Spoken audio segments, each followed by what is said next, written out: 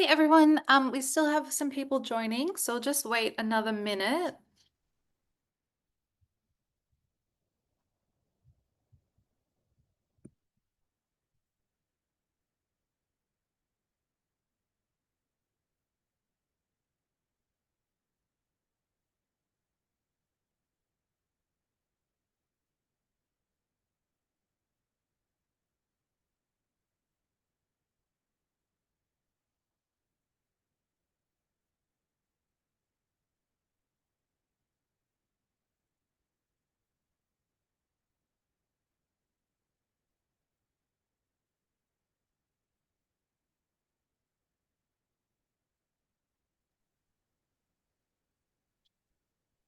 All right. Hi everyone.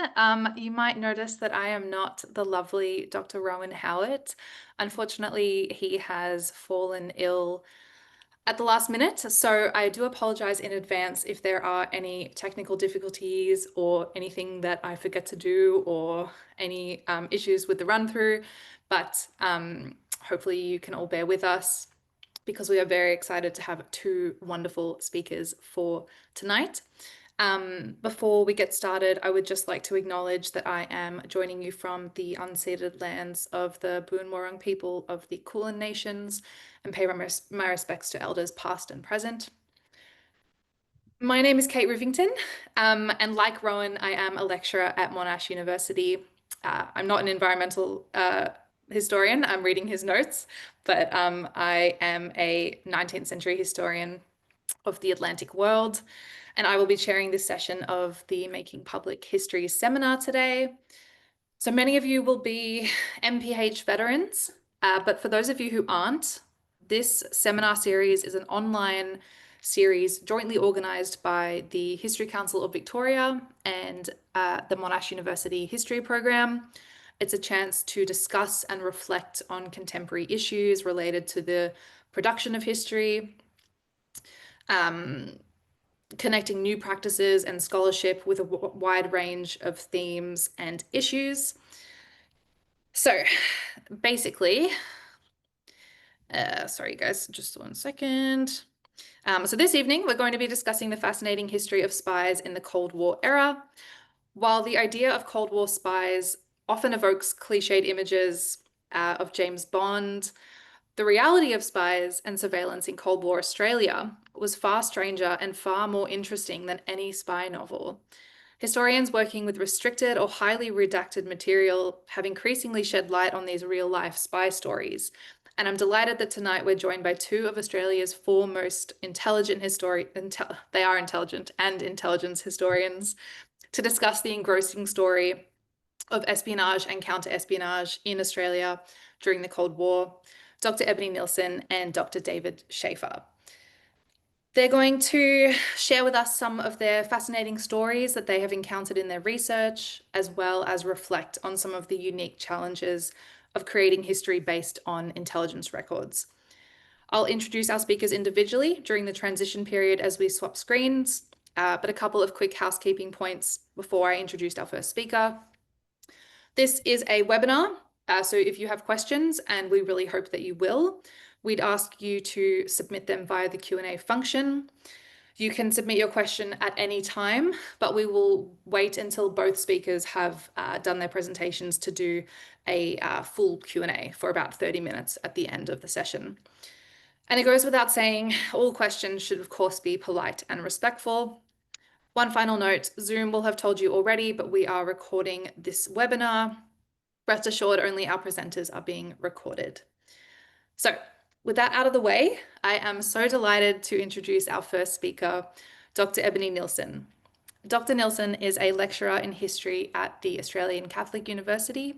She is a social historian whose work specializes in migrant communities, experiences of politics and surveillance during the Cold War, and her first book, Displaced Comrades, Politics and Surveillance in the Lives of Soviet Refugees in the West, published by Bloomsbury in 2023, explores the transactional lives and experiences of Soviet displaced persons who were resettled in Australia from Europe and China during the early Cold War, and who drew attention of the Australian Security Intelligence Organisation, ASIO, with their political engagement. We are very excited to hear from Dr. Ebony Nilsson, so take it away. Thank you, Kate. Thank you for that lovely introduction and for stepping in to chair literally in the last half an hour. I really appreciate it. And I do think that's the first time I've been introduced as an intelligent historian of intelligence, and I'll be honest, I quite liked it. So the focus of my talk today is going to be the home front. I'm mostly going to tackle what the Cold War looked like in Australia. And the spies who operated here. And then David, I hope, is going to speak to Australia's participation in the Cold War overseas. So that means, of course, that my main subject will be ASIO, the Australian Security Intelligence Organisation. In order to cover why ASIO came to exist and to tell the stories of some of its key targets, agents, and officers, I'm actually going to focus on a single block of flats. We're going to start off today in the Sydney suburb of Darlinghurst at number 16 King's Cross Road. You can see a picture of it just here.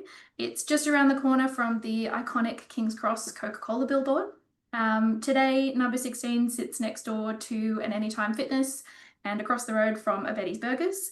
It contains beautifully renovated Art Deco apartments, which I could never dream of affording. Trust me, I checked. But in the late 1940s, this area was a vibrant, thriving, bohemian, and of course, kind of morally ambiguous area. Parts of the suburb were respectable and glamorous, and it was a hub for restaurants, theatres, and cafes. Residents included actors like Chips Rafferty, but it was surrounded by these working class areas, home to artists like William Dobell for a while, or Rosaline Norton, the Witch of King's Cross, who you can see here on the right. And of course, it had its perhaps more famous, seedier side.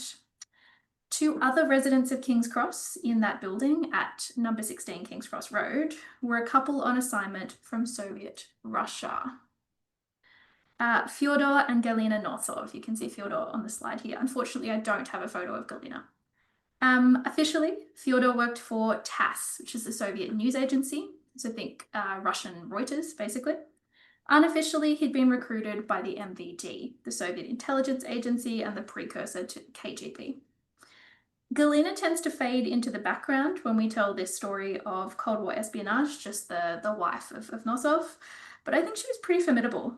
She was educated, she was multilingual. She'd been a construction engineer in Russia, directing the construction of cottages in the Ural Mountains and of bridges during the war. She enjoyed entertaining in their Sydney flat, hosting evenings of Russian food, music, and lively conversation. Whether she worked officially for the MVD or not, I imagine she was helpful to Fyodor in carrying out his intelligence brief.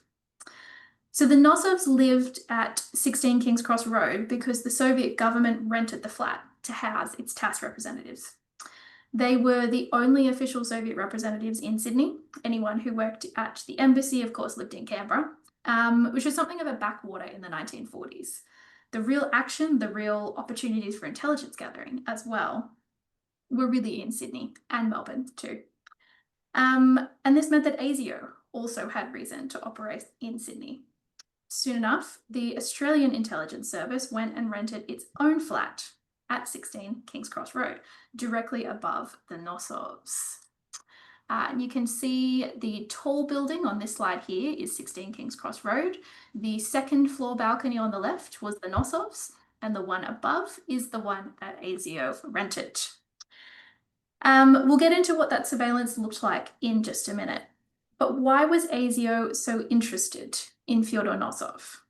He was, by all appearances, a journalist, after all. The answer lies in code breaking. So during the Second World War, the US Army had begun trying to break the codes of Soviet communications between Moscow and its embassies. By 1946, they'd managed it. The Americans, with some help from the British, managed to decode thousands of Soviet messages sent between 1940 and 1948. This was known as the Venona program. The Venona decrypts revealed extensive Soviet espionage networks in Australia, in Britain, in Canada, and the US. And it was one of the Americans' most closely guarded secrets. Its existence wasn't publicly acknowledged until the 1990s. The Venona material revealed that confidential documents had been leaked from Canberra to the Soviets. This made Australia the weak link in the Western Security Alliance, which I think David will talk about more in a moment. So the US and Britain essentially told us to get our house in order. The result was a new intelligence organisation established in 1949, ASIO. And ASIO's first task was to solve what became known simply as the case, finding the source of these leaks to the Soviets. The Venona decryptions were their first clues, and they mentioned someone operating under the code name of Technic. Technic was the one who received the documents from an Australian source and passed them on to the Soviet embassy. And ASIO were pretty sure that Technic was the one and only Fyodor Nosov. So they rented the flat directly above Nosov's. And to give it an air of legitimacy, they moved in two of their own offices, Joan and Dudley Doherty. The Dohertys were a real-life married couple, but they were also real-life ASIO officers. They were early recruits to the new intelligence service, joining within its first year of operation. Joan and Dudley had met during the war. Dudley tried to enlist in 1939, but he was knocked back. He'd lost a leg in a tram accident as a child, and the army didn't much want one-legged men. He was quite persistent, though, and eventually he got himself a job in the supply depot. Joan worked at the same depot as an army telephonist. They moved to Sydney, though, after Dudley got a job offer. One of his friends from the Masonic Lodge had been seconded to ASIO from the army, and he suggested Dudley as another possible recruit. Joan joined a little bit later at Dudley's suggestion. ASIO liked hiring married couples, which Dudley told Joan, as they were already kind of bound to secrecy with each other. Initially, she worked in ASIO's first Sydney headquarters, Agincourt in Potts Point, transcribing phone conversations on intercepted lines. Dudley worked all kinds of surveillance operations. His particular specialty was in picking locks. But soon they were both recruited to ASIO's first bugging operation, named Operation Smile. As they moved into their new apartment, an MI5 officer worked in the middle of the living room, boring a hole through their floor, down into the ceiling of the Nosov's flat below to install a microphone, of course. To his and his ASIO colleagues' horror, though, when they looked down through the hole, not only was the microphone visible, but they dislodged some plaster which had fallen to the floor. The Nosovs were out, but they were only down the street at the time. So an ASIO man hastily sped downstairs, had to persuade the building caretaker to let them into the Russians' flat so that they could clean up and patch the ceiling. And they made it back just in time. So Joan's job now was to sit with giant headphones on, listening and transcribing. But she did it from home these days, sitting around the large listening device which sat in the center of their living room. She usually wasn't alone. Other ASIO officers would work with her in shifts, sitting as well in the Doherty's living room in headphones, listening to the apartment below. Not a lot of privacy for a young married couple, but evidently they got some because Joan fell pregnant in 1951. She left ASIO's employ officially when her first child was born, but ASIO never really left her. They just didn't pay her anymore. The Dohertys continued living in the flat even after Joan had a second baby, with these shifts of ASIO officers in their living room. She fed the officers, she made their coffee, and she tried to keep two small children quiet enough that the officers could continue listening. She tiptoed around the flat and the children had to wear slippers as the round-the-clock surveillance continued. The Doherty family would long be involved with espionage. For them, the Cold War very clearly happened in Australia as well as overseas. The children were taught to memorize number plates and taken to May Day parades, where Dudley would tell them to stand over there for a photo, which just so happened to have a couple of communist activists or unionists in the background. There was only one time where the Russians confronted the Dohertys. Nosov, or maybe his successor, the story's a little bit murky, came up to the flat and banged on the door. Joan opened it, but refused to let him in, protesting that her baby was sleeping. You're spying on me, I know it, he yelled at her. Joan told him this was nonsense, he was just imagining it. Nosov called the owner of the building who backed the Dohertys up, telling the Russian man that it was just a little family. And so the surveillance continued. One of the main issues with this kind of surveillance for ASIO was that it only had a handful of Russian speakers among its mostly army and police recruits. Men who were often named, quite literally, Tom, Dick, and Harry. Much of the material that they tried to listen to was, of course, in Russian, and ASIO's roster of Toms, Dicks, and Harrys was not so strong on Russian language skills. For the operation in the Doherty's apartment, ASIO realized that they needed someone translating full-time.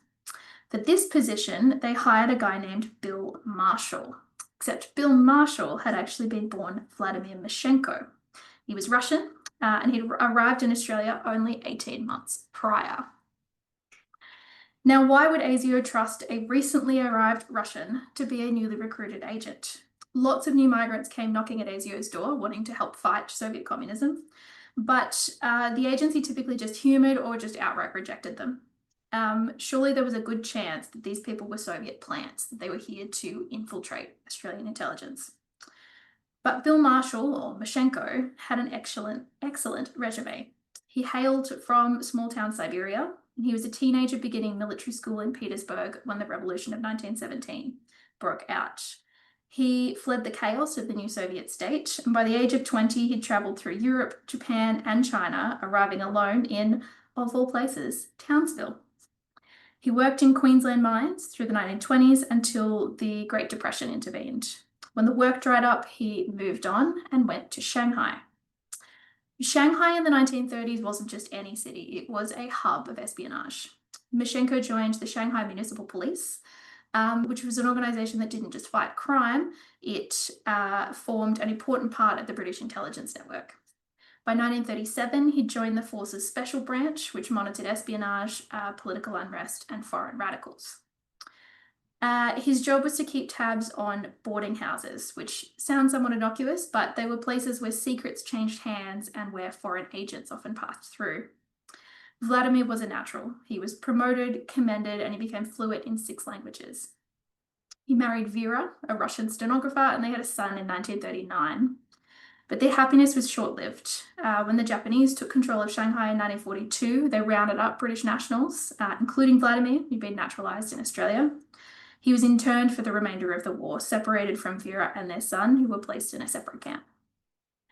After the war, the Mashenkos had nothing. Their home and their belongings were gone, and no government wanted to compensate them. The British said he was Australian, the Australians said he wasn't their problem. So the family moved first to Hong Kong, where Vladimir rebuilt his career with a brief stint as a police detective, and eventually they returned to Australia, and with a new surname. Vladimir Mashenko became William Marshall. I can only imagine that when ASIO took a look at this CV, with considerable experience working within the British intelligence apparatus and Russian language skills, that they saw Marshall as an immediate solution to their language woes. He worked long shifts in the Doherty's apartment, transcribing and translating the things that he heard from downstairs. Joan Doherty remembered that Bill would arrive around 10 p.m. each night, and she would ask him questions about words she'd heard or suspicions she had about the conversations that she'd been listening to that day. He coached Joan in addition to his own work. She sometimes had to transcribe a whole conversation in Russian or in Polish, and with Bill's help, she began to improve and understand much of what was happening. So what exactly did they hear from downstairs? Plenty, but not necessarily interesting things, at least from an intelligence perspective. Anyone who visited the Nosovs could be caught up in ASIO's surveillance net, though. Often this included the Russian migrants whom the Nosovs met at a nearby Russian club and would befriend there. One of them, Natalia Stashevska, was a recently arrived Russian woman in her early 20s. She left her parents behind in China, where they lived cosmopolitan lives as part of the Russian exile community there. She was a reserved but quite independent woman. She worked at Kodak on George Street, and she lived alone in the beachside suburb of Coogee. Galina Nosova soon befriended her at the local Russian club. Natalia had left her own mother behind in Shanghai, and Galina had 2 children back in the Soviet Union. The friendship seems to have filled a gap for both of them. ASIO recorded long conversations between the 2 women in the apartment and over the phone. Natalia confided in Galina about how homesick she was and the letters that she received from her parents. She did eventually return to Shanghai, dissatisfied with Australia and hoping to move from there back to the Soviet Union with her parents, which of course set alarm bells ringing at ASIO. But there's really no evidence that Natalia engaged in any espionage work herself. I think she just happened to be friends with a couple of spies, and so her thoughts about missing home made their way through the ceiling to Joan Doherty or Bill Marshall, and then into ASIO's filing cabinets. That said, the information that ASIO received on such people was often patchy or difficult to interpret. When Galina Nosova spoke on the phone with Natalia one day, with ASIO officers listening in, of course, the Australian spies struggled to identify the younger woman because Galina addressed her as Natasha. One of them noted that the closest possible name they had to this on Galina's list of regular contacts was Natalia, but they thought this was a remote possibility. Probably wasn't her. It took them another 3 weeks to figure out that Natasha is indeed the very standard, commonly used nickname for the Russian name, Natalia. Clearly, they didn't think to run it by Bill Marshall straight away. The audio quality could be quite variable too. ASIO's reports often included interpolations like the fact that Natalia's mother worked in the Soviet, and then they would say brackets, sounded like office. The Nossovs were careful as well. They often put the radio on or they ran the sync to drown out conversations. But ASIO thought the couple were well trained rather than being onto the surveillance. I think what all of these stories from number 16 King's Cross Road show us, beyond just a kind of fascinating little microcosm of espionage around the corner from the Coca-Cola sign, is just how many people, how many kind of human faces and stories were a part of Australia's Cold War. Intelligence work and espionage happened on the same streets and suburbs, the same parks and restaurants as Australians' everyday lives did.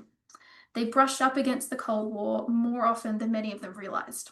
They were the building caretaker where both Soviet and Australian spies were renting flats, or they lived next door to the Marshall family in suburban Sydney. And others did realise what was going on. Though they used things like listening devices and telephone interception, ASIO's work often relied on the work of people. And these people were not just the sorts of spies that we might expect, I think, suave James Bond types or kind of gruff men pulled from the army. ASIO's ranks included multilingual Russians with experience from the streets of Shanghai. They included women who cared for children while they listened to conversations and learnt snatches of Russian. And sometimes even those children were involved as well. I might leave it there so that we have some time for questions and for David to speak, but thank you.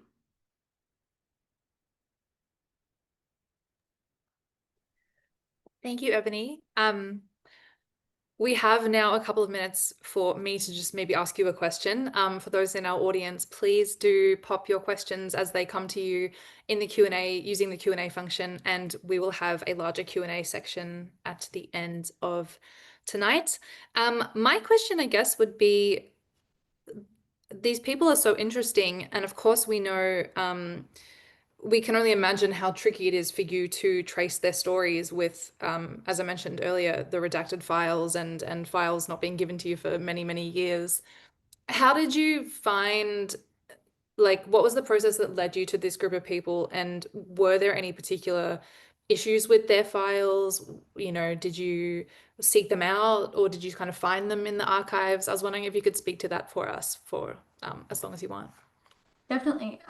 So it's, as you said, it's often very, very difficult to piece these things together. It's a lot of putting together scraps of information until things start to make sense. And there's always a lot of gaps.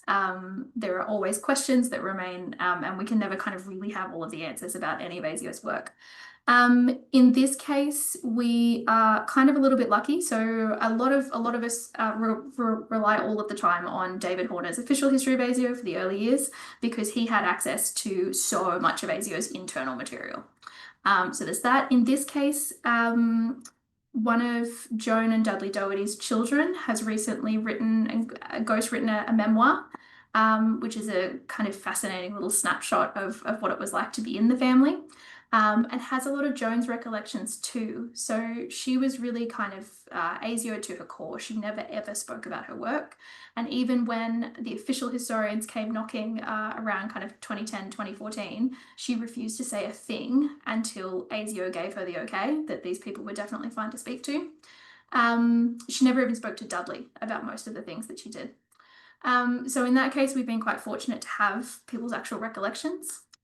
In the case of someone like Natalia, I had to go looking for her file. I had to request it from ASIO, which is a whole process, but managed to get it over the course of a couple of years and then piece together that with files from China as well, from the Japanese authorities who occupied Manchuria. So it really is often a kind of international process, I think, of getting little scraps of information and then being able to line them up into something which makes a bit of sense of a story. Amazing. Thank you so much. I feel like I want to make time for all the questions that everyone else has at the end. So we might switch over to David, and I will just get my notes. I'm so sorry, everyone. Thank you so much to Ebony. And now it is my pleasure to introduce our second speaker of the night, Dr. David Schaefer. Dr. David Schaefer is a lecturer at the ANU National Security College. He received his PhD at King's College London and has worked at the King's Centre for the Study of Intelligence, the University of Melbourne, and Asia Link Diplomacy. His work focuses on the role of intelligence in Australian history and intelligence studies more broadly, and he is the co-author with the late Michael Herman of Intelligence Power in Practice, published by Edinburgh University Press in 2022. Take it away, David. Thanks for the kind introduction, Kate. Let me just pull up my slides here and we'll get cracking. Okay. Hello, everyone. Thank you. It's a pleasure to be here tonight and to follow on from Ebony, who gave a really interesting talk just then. Let me just say I'm here to talk about Australia's foreign intelligence effort during the Cold War, which is a massive topic for just 15 minutes or so. So I thought rather than focus on kind of specific activities or operations, because there are a lot of those, I thought what I'd do is instead speak about some aspects of our Cold War foreign intelligence effort, which I think gave our broader Cold War experience a unique kind of flavour or character. Before I get started, though, let me just apologise to those of you who signed up expecting to hear from Rhys Crawley. He was originally the speaker in my slot. Rhys is a good friend. He's a terrific historian, and he's been doing this for a lot longer than I have been, so I won't be able to fulfil his shoes. But there is some overlap between us.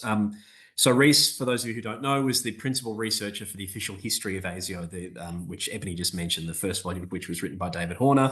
Rhys was the co-author of the third volume, but he was also the principal researcher for all three volumes. So what he did was basically go into the building as it was being written, pour through its internal archives, interview its staff members, and begin to construct the chronology that formed the basis of the final official history. Now, in my case, I was selected to do the same thing for the official history of ASD, the Signals Directorate, which is the very large technical intelligence agency we have that deals with communications, signals, and cyber.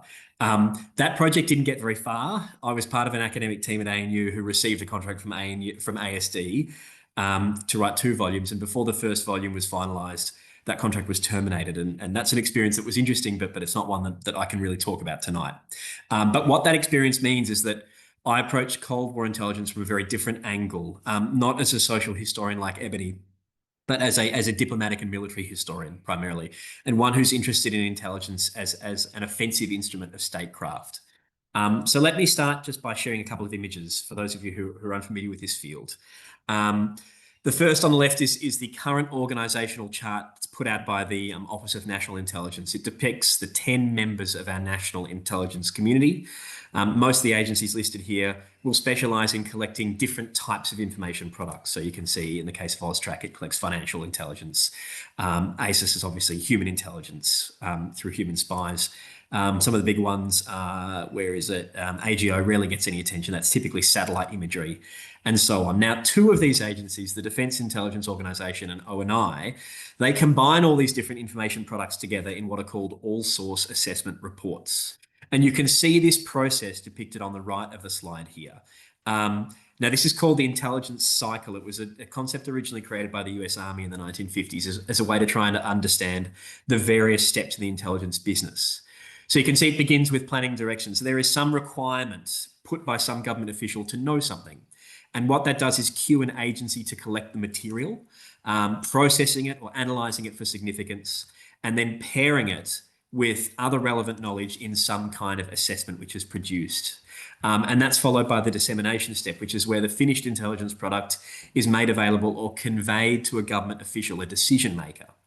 And upon receiving that knowledge, the decision maker should, ideally, according to this model, not only understand more about how it works, but have more detailed follow-up questions. So he or she then tasks the intelligence community again, and on the process goes. Now, if you were to look at this you'd assume that intelligence was fundamentally about knowledge, and that the most important agencies from a historical perspective are the ones like the Office of National Intelligence, which have access to the material from the other agencies, draw on it to produce these kind of finely crafted intelligence products, and then provide that directly to senior decision makers like the Prime Minister. Now, in Australia's case, that's not what happened. It was almost precisely the reverse. We now have a substantial assessment capability that does that second half, the analysis, the filtering, the analysis, the production, and the dissemination. But that, in historical terms, is actually only a relatively recent addition to the intelligence community, the modern one that we established in the early years of the Cold War. And in fact, for the first 30 years of the Cold War, the vast, overwhelming focus of the Australian government was on the collection side of intelligence. So following the end of the Pacific War, in the late 1940s, the Chifley government establishes 3 different intelligence agencies. There's ASIO, which Ebony has spoken about. The 2 others, which actually preceded ASIO by a couple of years, were located within the Defence Department, and they were the Defence Signals Bureau and the Joint Intelligence Bureau. Now, Defence Signals Bureau, or just DSB, was established to conduct signals intelligence. It's the predecessor to ASD, and signals intelligence, for those of you who aren't familiar with the term, is essentially the study and exploitation of communication systems, so the kind of code breaking that Ebony was talking about through Operation Venona. You'll probably be more familiar with the example of code breakers at Bletchley Park in the Second World War. They were practicing signals intelligence, and sure enough, the early DSB in Australia in the late 40s and early 50s included some veterans from Bletchley, because while it was an intelligence agency funded by the Australian government, it was technically designed as part of a wider global signals intelligence empire that was directed by the British government. So DSB was collecting signals intelligence for Australian policymakers, but it was also responsible for providing intelligence to British military and diplomatic officials across Asia in places like Singapore and Hong Kong. And it was technically a joint collaboration between the UK, Australian, and New Zealand governments, which meant that while a majority of the staffing personnel in the agency were Australians, there was a very large number of officials posted from both the UK and New Zealand as well. Now, the third agency that I mentioned, the Joint Intelligence Bureau, this did have more of an analytical role, but its budget was about a fifth the size of the DSB. And it was prohibited from the outset from producing any type of analysis which the Australian military, so the Army, the Air Force, and the Navy, were already conducting. So what that meant was that it was a relatively poorly resourced agency that was really restricted to focusing on an unusual set of foreign targets. It was looking at issues that were relevant to military and defence planning, but not already being examined by the military. So that meant things like demographic trends, airport infrastructure, scientific research, and industrial capability. And like DSB, it was an Australian agency and it was funded by the Australian government, but it was also formally integrated with a parent agency in London, which was the Joint Intelligence Bureau UK. So what you had in the early years of the Cold War, among the few professional analysts who were being recruited by the Australian government to work in its intelligence community, they were actually being directed to work on local issues which British military commanders wanted to know about. And they did less of the kind of intelligence that was relevant to Australian foreign policy. So in some ways, when we talk about the creation of the modern Australian intelligence community, it's not really Australian at all. In many ways, it's a British Commonwealth enterprise with a really significant core of Australian personnel. And the reason why is the man pictured on this slide. More than anyone else, he's responsible for this arrangement, Fred Shedden. He's the long-serving Secretary of the Defence Department, and among other things, he's an enthusiastic Anglophile. Now, Shedden spends most of his career as Defence Secretary, and that lasts for almost 20 years, from the late 30s through the late 50s. He spends most of that time agitating for Australia to strengthen imperial defence coordination with the British government. And in the late 1940s, he basically seizes on proposals for intelligence cooperation as a means of cementing Australia's strategic relationship with the UK government. So Shedden isn't one of those officials who's interested in intelligence as a service. He doesn't really look at intelligence as a knowledge product. He just sees Australia's investment in these agencies as a kind of down payment into alliance diplomacy. And what Australia's ally, the British, what they wanted above all else in the early Cold War was more resources to support their collection of intelligence.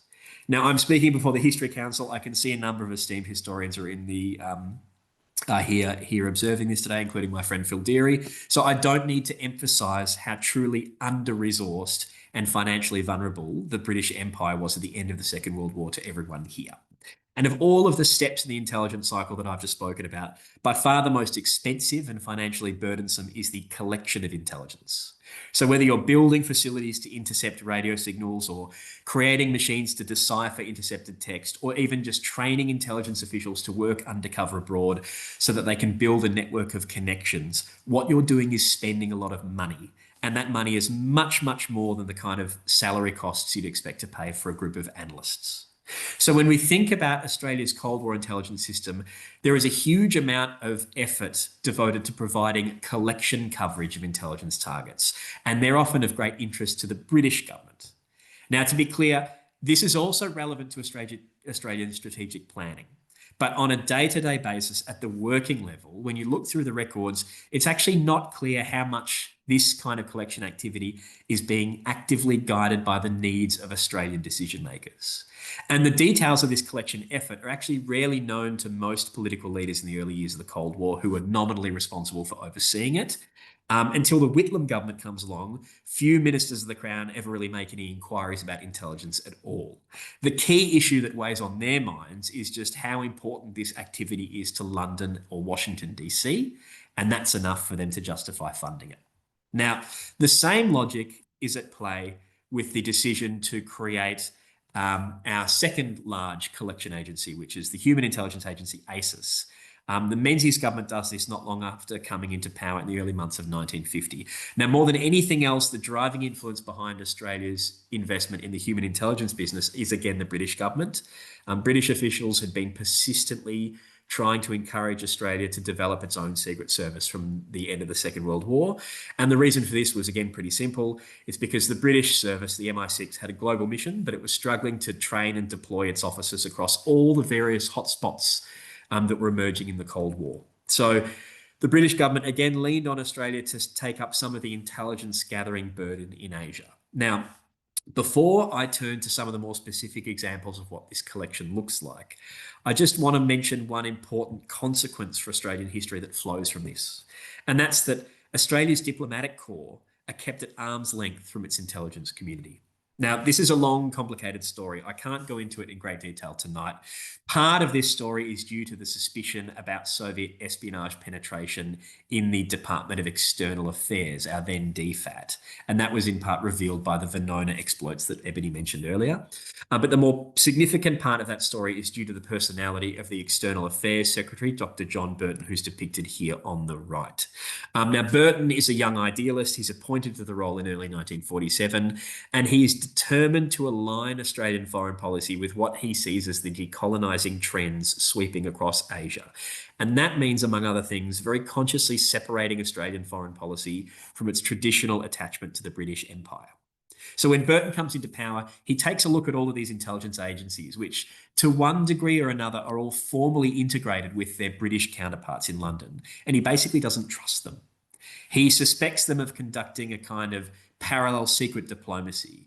And in one famous incident, he actually gate crashes a meeting of senior intelligence officials who are meeting in the Victoria barracks.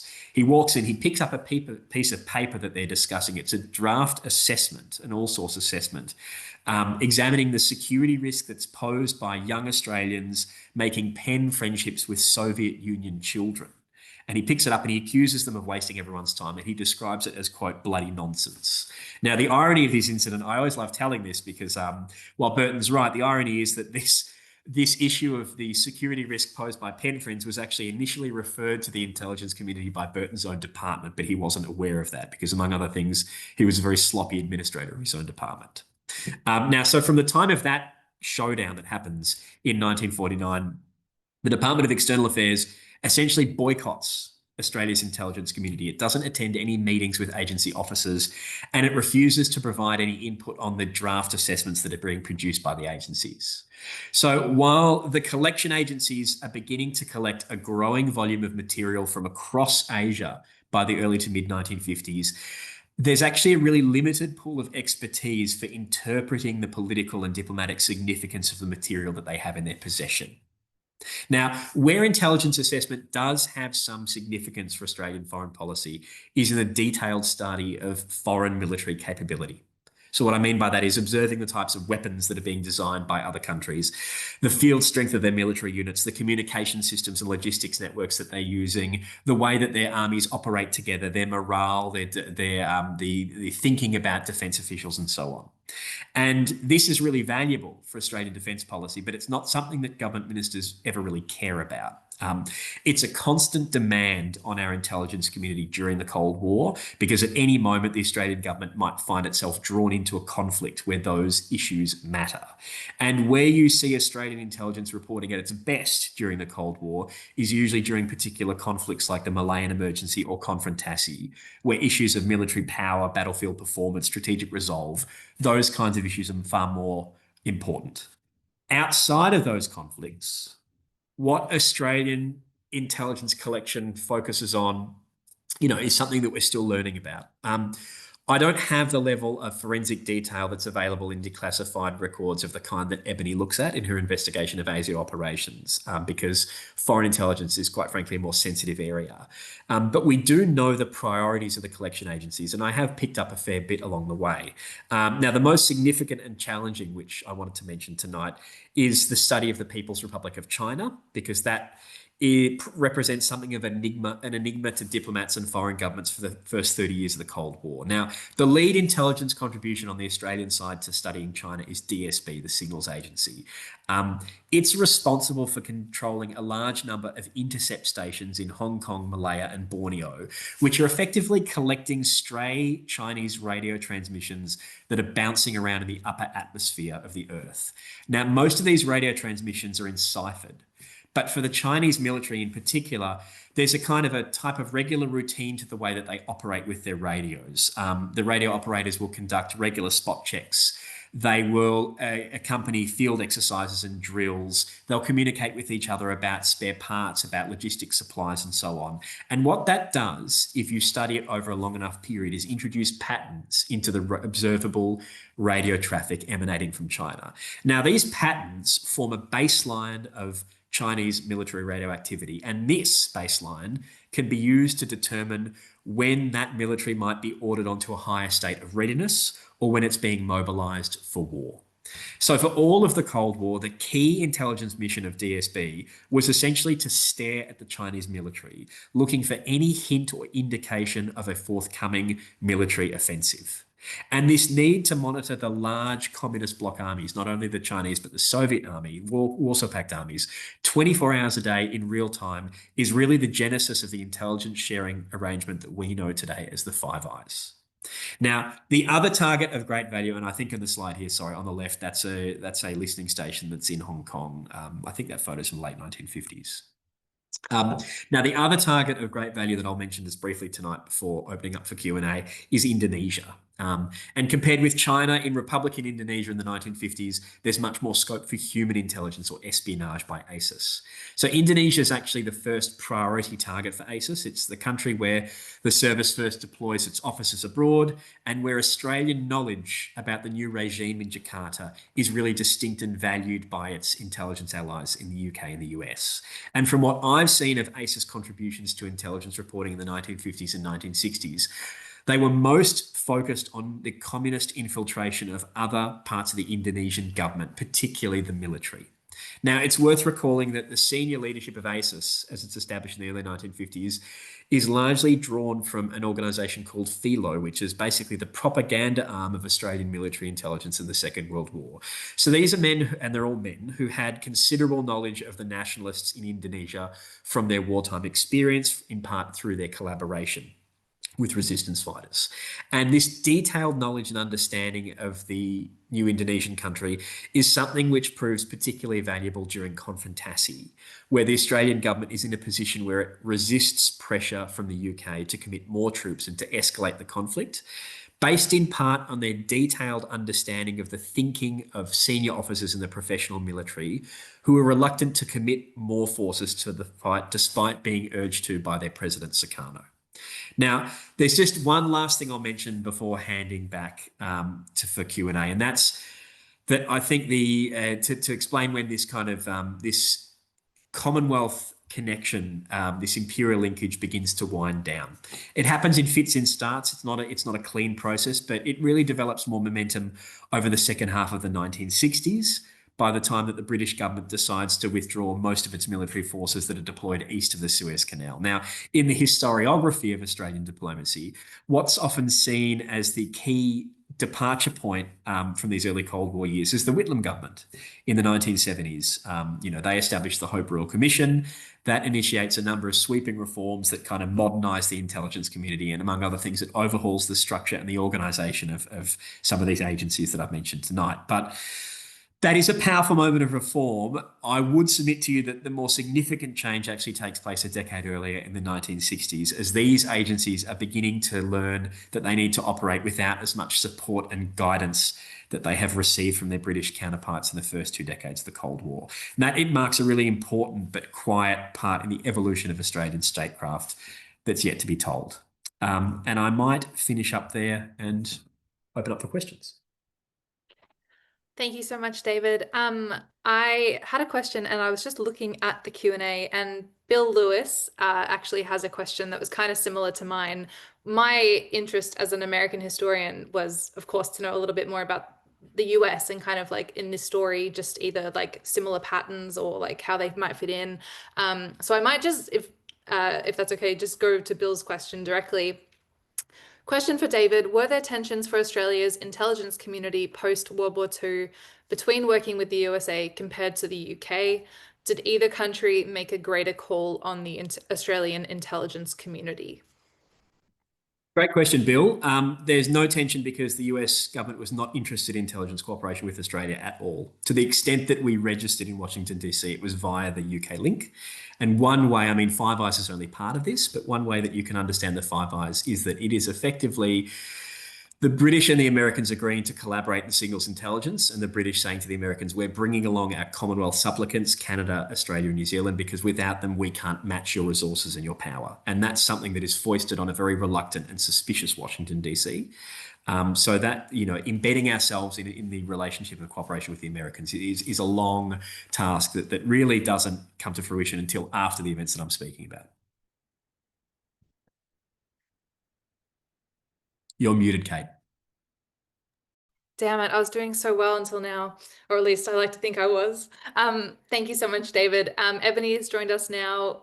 We've got a couple of questions in the Q&A that I'll go through now, but I would invite the rest of you guys listening to please pop your questions as you think of them in the Q&A, as we have still over half an hour, about 40 minutes for questions. So hopefully we'll have some great discussion.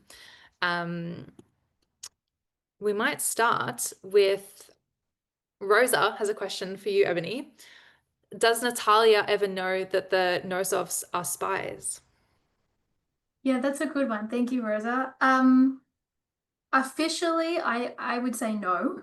However, Natalia is not someone who grew up in the Soviet Union, and anyone who grew up in the Soviet Union should have a sense that any Russian official they speak to is quite possibly doing some kind of intelligence work. If they're not officially working with intelligence, it's in their interest to report things that they hear. And Soviet citizens operate accordingly.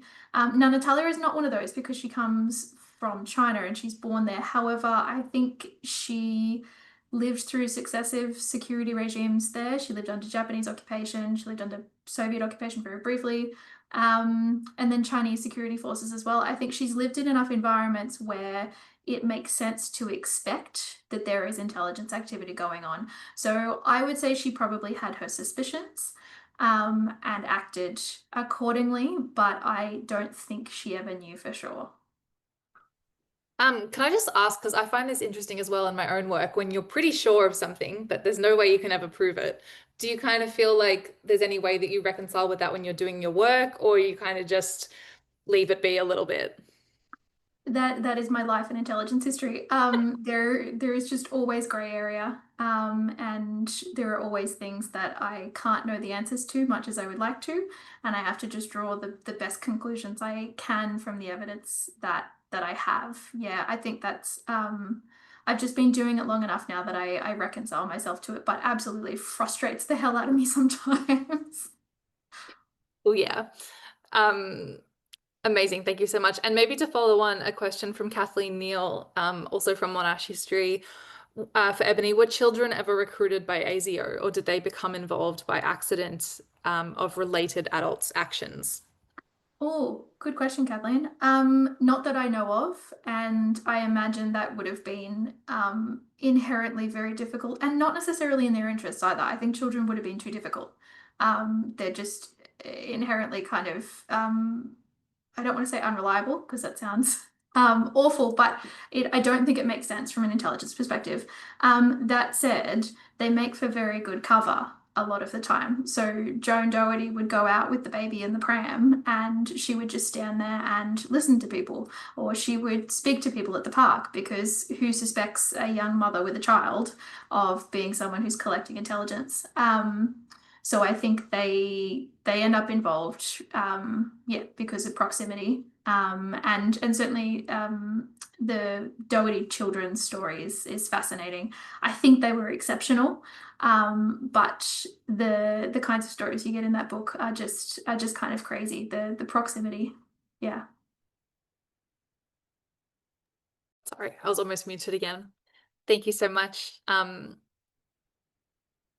Da, da, da, da, da. Some questions still coming in. We have a few that were popped up before when Ebony had just finished speaking. So I should say, David, please jump in at any point, but I will just quickly go to this other question for Ebony. I encourage all of you guys listening to keep percolating on David's paper and to pop some questions in the Q&A. Nick from also Monash History, Nick Ferns. This is for Ebony. Great talk, exclamation mark. I'm wondering about your use of the phrase home front in your title, which is very interesting given that the Cold War is technically actually peacetime. What does your use of that phrase tell us about Australia during the Cold War period? Yeah, thank you, Nick. And this is one where I'd actually be interested to have David weigh in too. Um, I suppose partially I'm using the phrase home front because I think ASIO feel like they're in a war and they are acting accordingly. And not just ASIO, I suppose. There's some polling done in the late 40s that shows that like 2 in 3 Australians think that peace can't last more than 5 years. So I think there is, at certain points during the Cold War, of course, there's ebbs and flows, but at certain points, I think there is enough feeling in government and potentially in the public that war is kind of imminent. And I think this distinction between war and peacetime becomes very, very murky. I think after the Second World War, it's never quite as black and white again in a lot of ways. There are obviously parts of the Cold War where we get thaws, and it is really quite different. War does not feel imminent. And there are instances where the possibility of espionage becomes quite exciting for the public as well. I think the Petrov affair in 1954 and then the Royal Commission, which follows, for the public was certainly partially scary, but also just really exciting because it felt like we were a part of it and there were spies operating here. So all of that to say that I think the wartime, peacetime distinction gets very very murky during the Cold War, and both the government and the public are seeing it in different ways. I'll just jump in there to add an anecdote on top of that. So Charles Spry, the Director General of ASIO, a long-time Director General, in the late 1950s, he actually, I mean, he constantly refers to ASIO as the fourth arm of the fourth service, and he tries to maneuver himself into a position of being on the Joint Chiefs of Staff Committee as a fourth member alongside his Army, Air Force, and naval colleagues, as a kind of representation of this civilian home front idea. It doesn't work out. The military slap him down, but that's a view that finds a lot of sympathy in the Menzies government at the time. And I wouldn't just say it's ASIO that's working in the home front. ASIS, among other agencies, is deeply involved in operations in Australia. It's favourable home territory.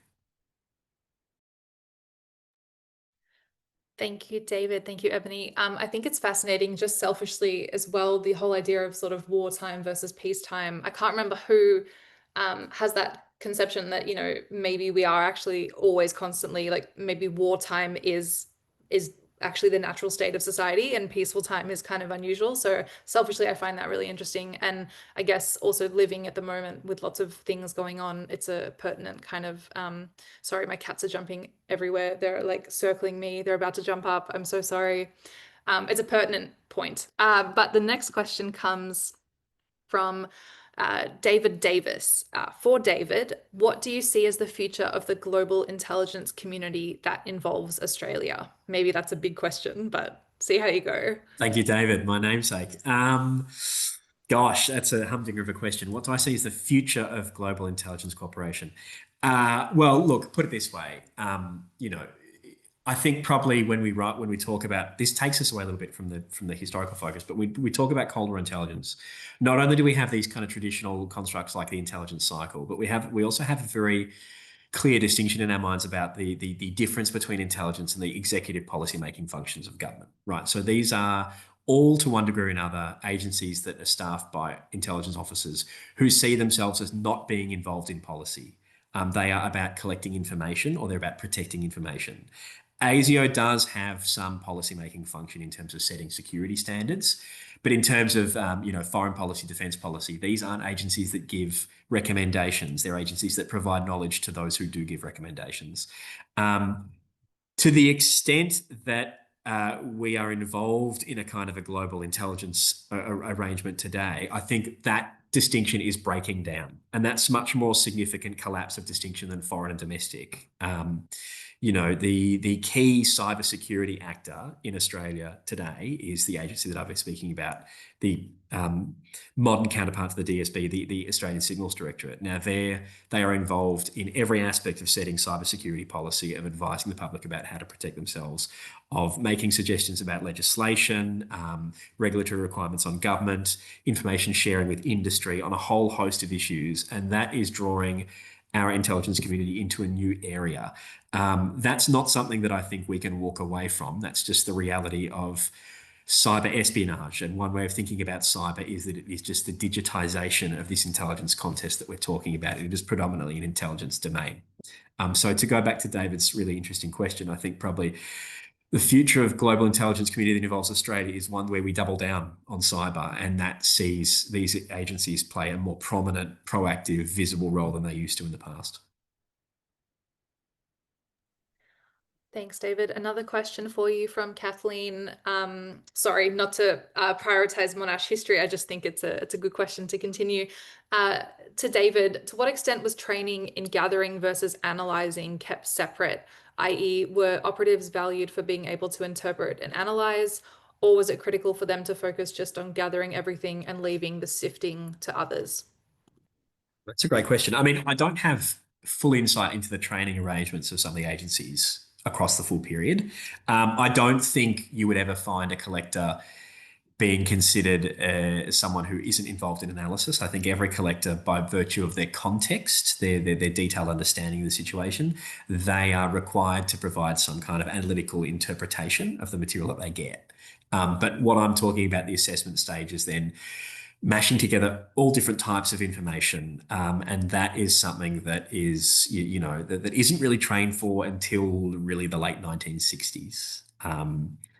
Hopefully that answers the question, Kate. Thank you so much. To Ebony, and well, to both of you, Catherine Bishop says, great talks, thank you both. But a question for Ebony: did ASIO ever follow children, teenagers suspecting them of espionage? And this is, I guess, kind of similar to Kathleen's point before. So to Ebony, did ASIO ever follow children, teenagers suspecting them of espionage? And a question for David, maybe Ebony, and then David will respond. From your description, it sounded like the intelligence community and politicians were operating without communicating with each other. Is that really right? I'll go to Ebony first. Yeah, thank you. Good question. I'm not bringing any examples to mind currently. I mean, certainly like in the protest years, some of the activists, like I'm talking kind of the late 60s into the 70s, some of the activists are quite young, but I would have thought kind of 18, 19. I haven't seen examples of it, but yeah, it doesn't mean it's not there. David, you might have thoughts there.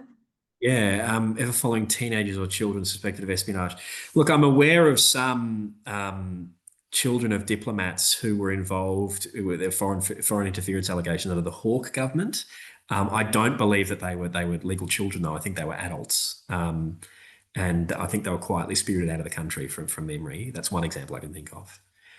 Um, as for my question, it's a good one. Were they not communicating with each other? No, I wouldn't go that far. I'm sorry if I gave that impression. They're often communicating a lot. What they're not doing is communicating in the way that traditional intelligence theory tells us they should be, which is that there's a very specific analytical process of guidance and absorbing information, and then the iterative process of narrowing down uncertainty. They were much more interested in talking about how the activity was going down in Washington and London, whether it was buying Australia credibility, how much it was costing. Certainly, we know that Charles Spry and Menzies had a fantastic relationship. They were often interacting with each other. So I wouldn't go, I wouldn't go that far. And there are moments where that communication is really important. I do think probably you could say that there are a lot of politicians who are totally disengaged from this. Um, but those same politicians are also, in some ways, disengaged from their professional policy advisors in the departments. They're going off and doing their own thing. So that's not just unique to intelligence per se.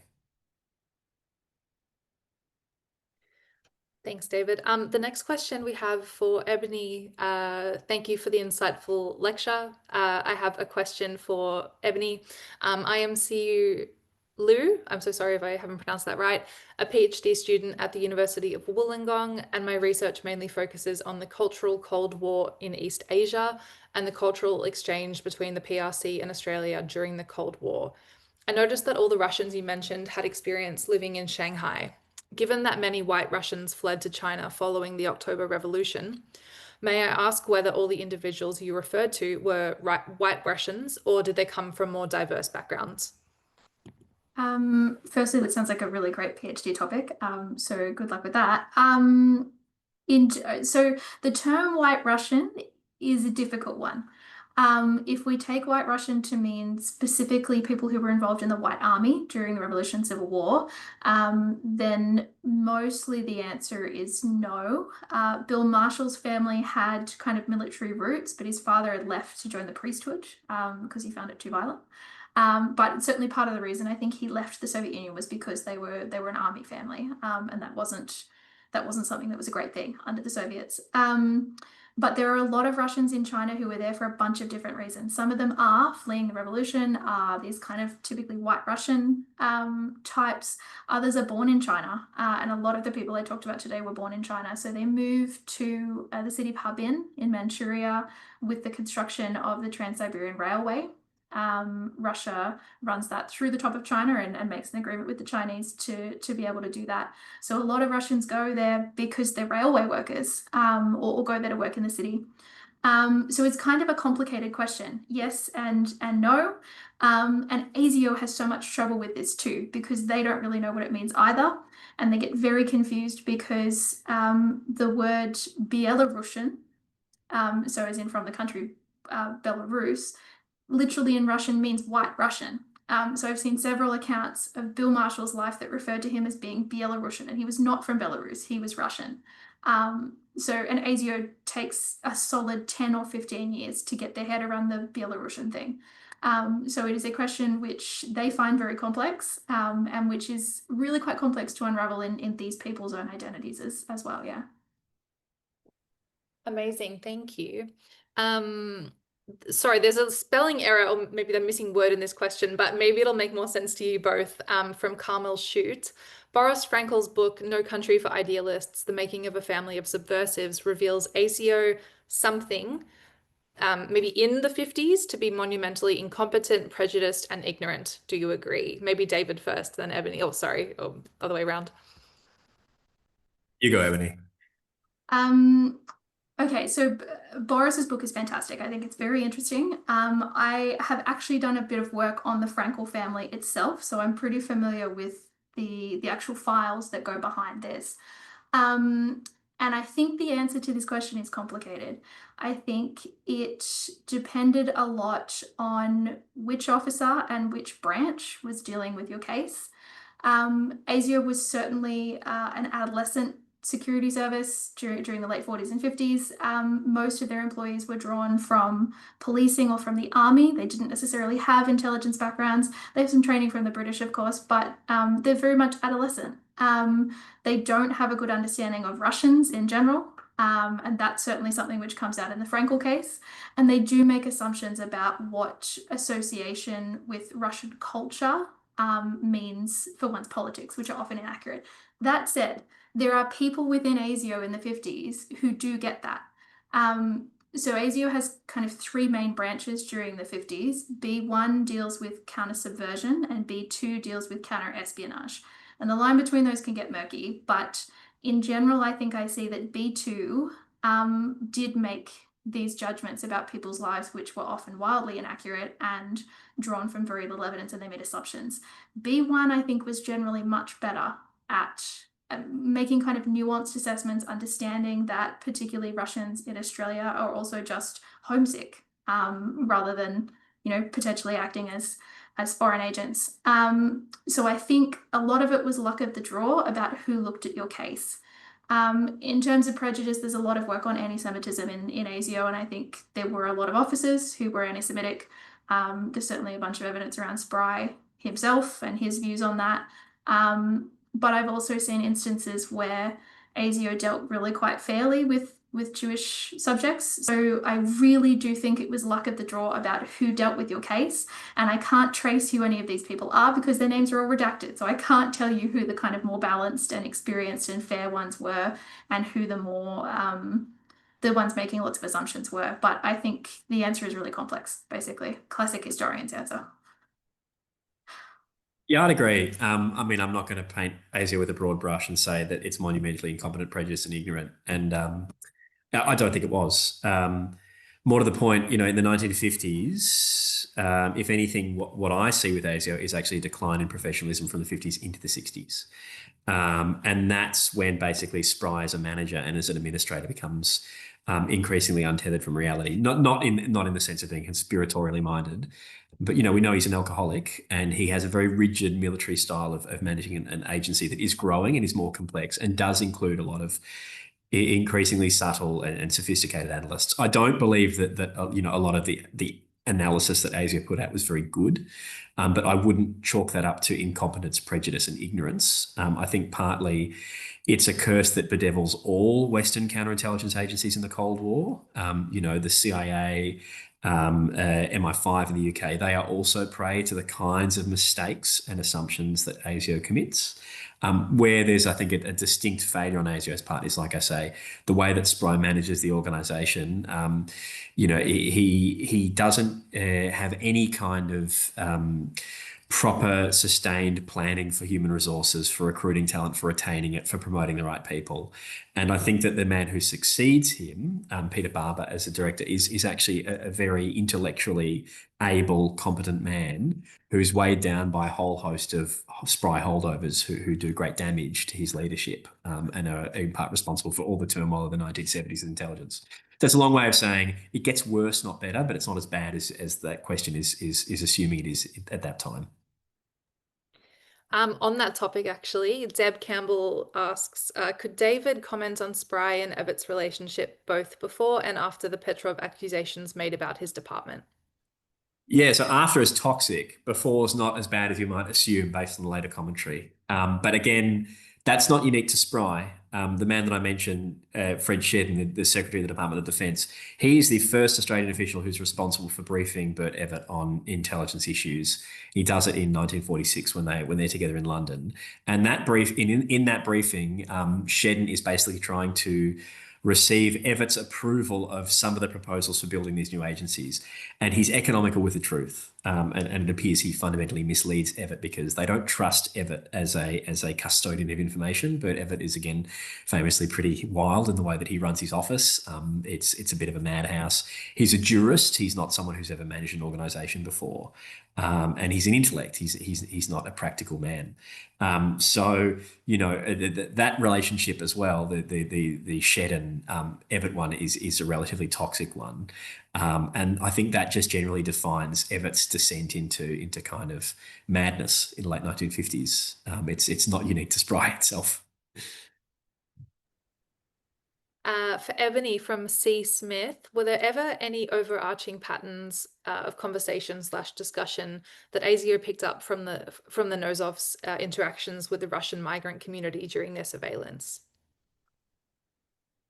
A good question. Thank you. That ASIO picked up? Absolutely not. David's comments about analysis and collection, I think absolutely apply here. ASIO is doing a lot of collection and not a lot of analysis. So they're not picking up any kind of trend or pattern, no. I'm trying to think if I can see a pattern though. I mean, I think the vast majority of people who visit the flat, who at least are not explicitly involved in some kind of espionage. There are guys like Michael Bielogusky, who is on ASIO's payroll. He's the guy who convinces Petrov to defect eventually. Bielogusky is there with an agenda. I think the vast majority of migrants who are turning up, who are not there for the purposes of intelligence work, are there because it's a connection to home. And the main thing they're discussing is essentially a kind of Soviet patriotism. Rather than being about communism, it's about being proud of the Soviet Union as the country which defeated the Nazis, and being homesick for Russia and Russian culture, but a Russian culture that has a Soviet flavor.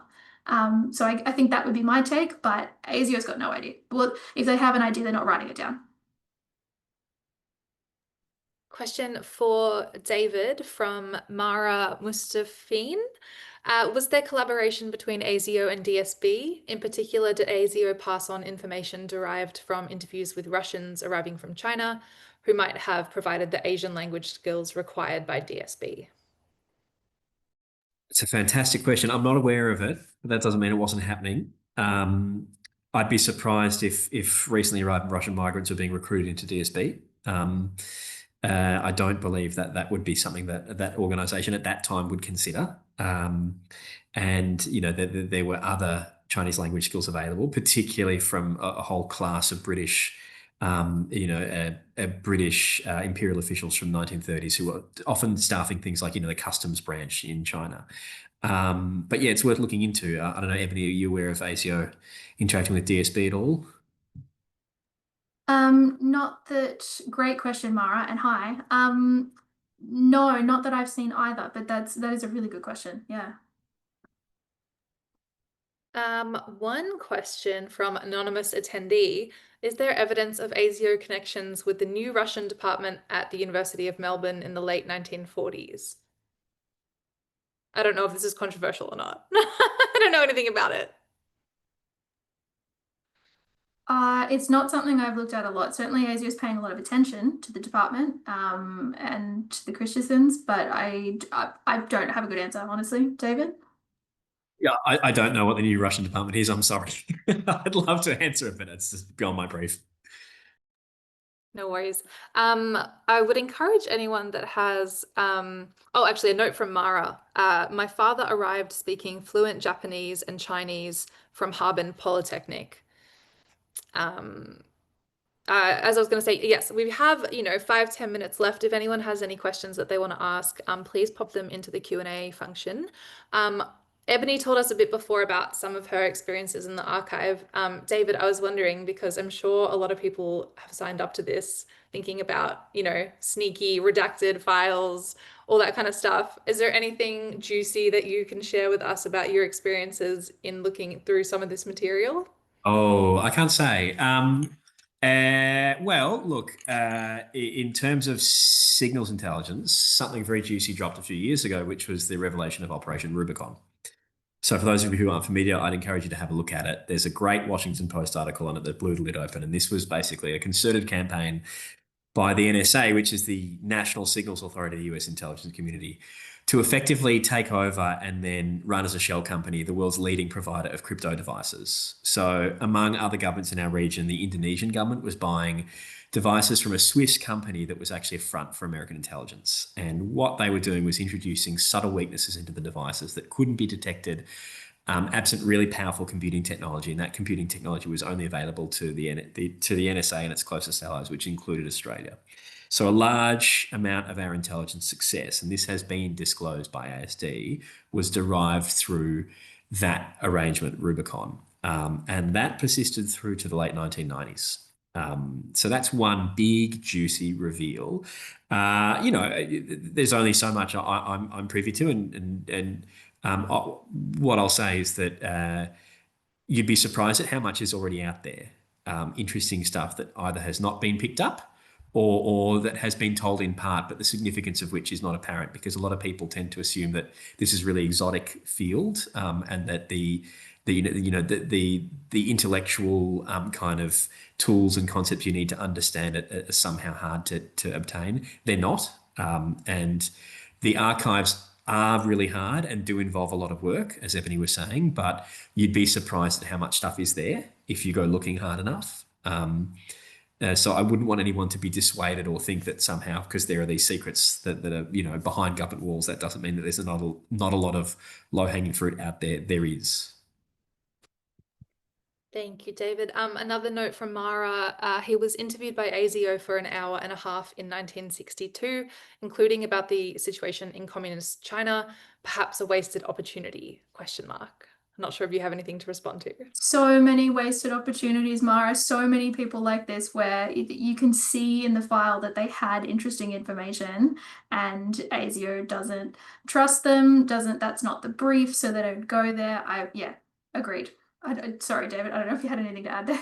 I'd probably slightly disagree. Okay. There was an interrogation centre set up in Sydney, and there was also one in Hong Kong. And the information from that was circulated throughout the community and made available to analysts. So I don't think if he was interviewed, that testimony went nowhere.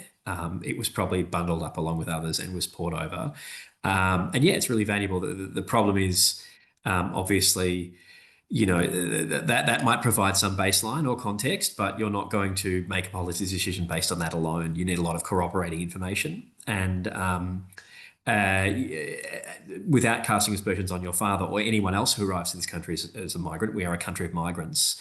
People who are newly arrived to a country who are suddenly speaking with security officers, tend to be in a really uncomfortable position, and what they say either might be a reflection of their anxiety, might be a reflection of their desire to ingratiate themselves with the new country's authorities. You can't necessarily rely on just, interview content as some kind of foolproof material. It would need to be scrutinized in great detail. But I wouldn't say that that's gone nowhere. And in fact, you could probably, Mara, if you wanted to, look into the files of the interrogation centre. I think some of them are now available, and see whether or not you can trace that. Thank you both. We are almost at 6:20 and no more questions have come in. So I might just finish up with some formalities. I'm just going to share my screen again quickly and take us to this next slide. I just wanted to say thank you so much to both of our speakers, Dr. David Schaefer and Dr. Ebony Nilsson, for joining us tonight. Such an interesting, two really interesting papers and answers and topics, and it's a nice way to spend at least cold in Melbourne. What day is it? Thursday night. So thank you both, as well as the team behind Making Public Histories, Stephanie Holt and Molly McHugh from the History Council of Victoria, and Margie Anderson from the Old Treasury Building. I'd also like to express our gratitude to Monash University Publishing for sponsoring this seminar series. And please join us next time on Thursday, the 24th of July, when we'll be hearing a wonderful seminar, hearing the news, how ballad singers, pamphleteers, and orators took the news to the people in the pre-modern world. Thank you so much, and I hope everyone has a lovely night. Thank you to our speakers again.